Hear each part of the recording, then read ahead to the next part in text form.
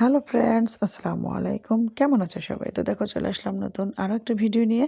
তো এখন আমি রান্না করবো ব্রয়লার মুরগির মাংস। আর তার জন্য কড়াতে তেল গরম করে এর মধ্যে দিয়ে দিয়েছি অল্প পরিমাণ পেঁয়াজ। আর পেঁয়াজ কম দেওয়ার কারণ পরে এর সাথে আমি পেঁয়াজ বাটা অ্যাড করবো। তো এই তো পেঁয়াজ মরিচ ভেজে নিয়ে এর মধ্যে দিয়ে দিব পেঁয়াজ বাটা এবং এটাকে কাঁচা গন্ধ যাওয়া পর্যন্ত ভেজে নিয়ে এর মধ্যে দিয়ে দিব পরিমাণ মতো আদা রসুন জিরে বাটা।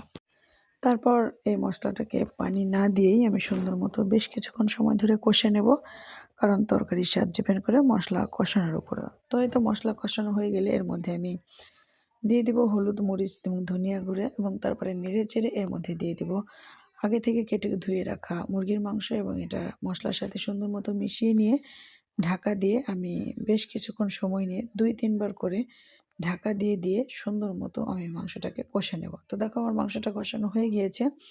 এবার এর মধ্যে দিয়ে দেবো পরিমাণ মতো ঝোলের পানি, যাতে মাংসটা সুন্দর মতো সিদ্ধ হয়ে যায়। তো এই তো পানি দিয়ে দিয়েছি, এবার ঢাকা দিয়ে পানি ফুটে ওঠা পর্যন্ত অপেক্ষা করব। এই তো দেখো পানি ফুটে উঠেছে, তো এবার ঝোলটা কমা পর্যন্ত অপেক্ষা করব।